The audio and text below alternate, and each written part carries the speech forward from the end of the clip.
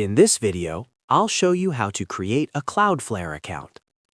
First, open your browser and go to cloudflare.com. This will take you to the Cloudflare homepage.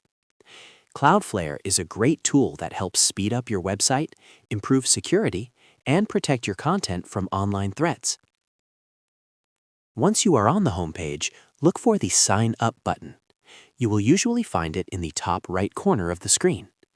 Go ahead and click on it. This will take you to the account creation page. Now you have two options for creating your account. The first option is to sign up using your existing Google or Apple account. This is the quickest way to get started. Just click on Continue with Google or Continue with Apple and follow the steps to link your account. You will not need to create a new password this way. The second option is to sign up with an email address and password. If you prefer to keep your Cloudflare account separate, go ahead and enter your email address and create a strong password. Make sure your password includes a mix of letters, numbers, and special characters to keep your account secure. Once you have filled in all your details, take a moment to double-check that everything looks correct. Then click on the Sign Up button to complete your registration.